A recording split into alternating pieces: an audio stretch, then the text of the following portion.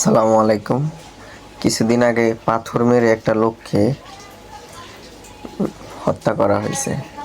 তো অনেক খবর অনেক প্রচারণায় দেখলাম, যে অনেক নিউজে দেখলাম যে ওই লোকটা নাকি বিএনপি, যারা লোকটাকে মারছে তারা বিএনপির ছেলেপেলে কিংবা বিএনপির নেতাকর্মী। এখন প্রশ্ন হলো এই জায়গায় যে বিএনপি তো বলে নাই যে আমার নেতাকর্মী আমার ছেলেপেলে, বিএনপি তো বলে নাই কথা কখনো যে তারা আমার লোক।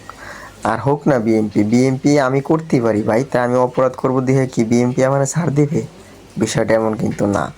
অপরাধী সে যদি বাপও হয় সে অপরাধী। এখন সে বিএনপি করতে পারে, কিন্তু দল তো কখনো তারে বলে নাই তুমি মানুষ খুন করো, মানুষ মার্ডার করো। এটা কিন্তু বিএনপি কখনো বলে নাই। আর বিএনপি কিন্তু কোনো খুনি দল না। বিএনপি আওয়ামী লীগের মতো মানুষ হত্যা করে না, মানুষ হত্যা করার মতো দল বিএনপি না।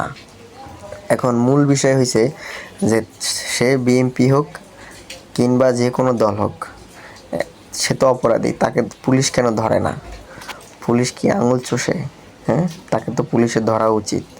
পুলিশ তাদের বিরুদ্ধে, আসামিদের বিরুদ্ধে কোনো ধরনের পদক্ষেপ নেয় না। এটা কি দল বলে দিছে যে তুমি তাদেরকে ধরো না? আর ভাই বিএনপি তো ক্ষমতায় আসে নাই, তাহলে আপনি বিএনপির নাম কেন বেচা খাইতেছেন?